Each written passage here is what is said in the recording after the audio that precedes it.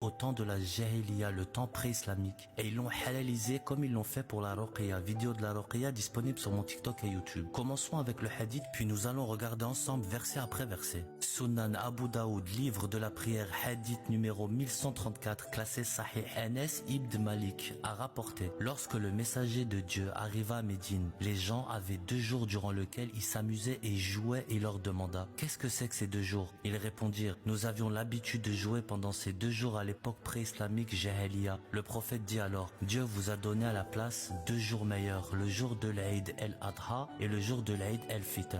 Ce hadith pose problème, déjà aucune mention de ces fêtes dans le Coran. Et si Allah avait réellement remplacé des fêtes païennes par des fêtes islamiques, il aurait clairement révélé dans son livre, comme il l'a toujours fait pour les prescriptions religieuses. Le prophète ne légifère pas selon le Coran, seul Allah fait des lois religieuses et Mohammed a fait que suivre ce que Allah lui a révélé. Le Coran, Sourate 12 verset 40, le jugement n'appartient qu'à Allah. Le prophète ne suit que la révélation, Sourate 6 verset 50, je ne fais que suivre ce qui m'a été révélé. Du coup il était coraniste et Allah lui a révélé que le Coran. Ils ont fait du prophète l'inventeur ou le substitut des rites religieux. Revenons à Allah subhanahu. D'abord, le mot Eid n'apparaît qu'une seule fois dans tout le Coran, dans un contexte totalement différent. Sourate 5 verset 114. Ô Allah, notre Seigneur, fais descendre sur nous une table servie du ciel, qu'elle soit pour nous une fête Eid, pour le premier d'entre nous comme pour le dernier, et un signe venant de toi. Ici c'est Isa, Jésus qui parle, et il demande à Allah une table servie miraculeuse comme un signe divin. Ce n'est pas une fête religieuse annuelle, ni un rite à célébrer chaque année. Le Coran ne prescrit aucune fête appelée Eid, ni pour la fin du Ramadan, ni pour un sacrifice. Le Ramadan par exemple est mentionné dans le Coran, Sourate 2 verset 185. Le mois de Ramadan est celui au cours duquel le Coran était descendu comme guide. Pour les gens, quiconque d'entre vous est présent ce mois-là, qu'il jeûne.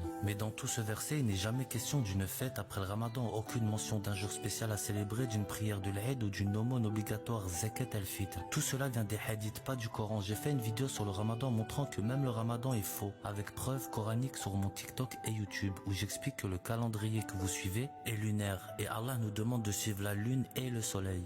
Passons au sacrifice d'Ibrahim.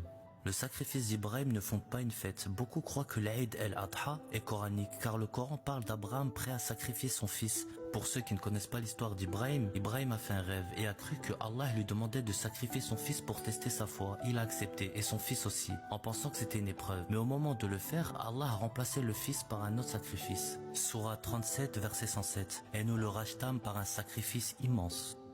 En sachant que jamais Allah lui aurait demandé de commettre un grand péché ni de faire du mal, car c'est catégoriquement interdit par Allah lui-même. Donc ce rêve ne venait pas d'Allah. Nulle part dans le Coran, Allah ne demande qu'on lui fasse des sacrifices. Il faut savoir que le sacrifice d'animaux par exemple pendant le pèlerinage est un rite du Hajj, sans lien avec le rêve d'Abraham. Le Coran montre que ce sacrifice sert à nourrir les gens, pas à donner quelque chose à Allah. Sourate 27 verset 37. Ni leur chair, ni leur sang n'atteindront Allah, mais ce qui l'atteint de votre part, c'est la prémunition. C'est ainsi qui les a assujettis afin que vous exaltiez Allah. Pour vous avoir guidé, fait l'annonce aux bienfaisants. Allah nous interdit d'inventer des rites religieux. Allah nous met en garde contre le fait d'ajouter des choses dans la religion qu'il n'a jamais autorisé. Sourate 42 verset 21. Ou bien ont-ils des associés qui en matière de religion leur auraient établi des lois que Allah n'a pas autorisées? Sans la parole décisive, ils auraient été décidés entre eux. Les injustes auront un châtiment douloureux. Du coup, si ce n'est pas dans le livre d'Allah, c'est une invention. Et Allah rejette toute invention. Sourate 6 verset 112. C'est ainsi que nous assignons à chaque prophète un ennemi, des diables humains et djinns, s'inspirant de paroles enjolivées et trompeuses. Si ton Seigneur avait voulu, il ne l'aurait pas fait. Laisse-les eux et ce qu'ils inventent. Pour finir, ces fêtes ne viennent pas d'Allah, mais elles ont été adaptées aux traditions païennes de la Jahiliya des habitants de Médine avant la révélation. Ce sont donc des pratiques créées par les hommes et non prescrites par le Tout-Puissant. Sur ce, oubliez pas une chose, Allah est parfait, l'homme est imparfait. Le Coran nous vient d'Allah, les hadiths nous viennent des hommes. La conclusion est vite faite, qu'Allah nous guide tous dans la vérité et nous facilite la compréhension de son kitab. Assalamu alaikum.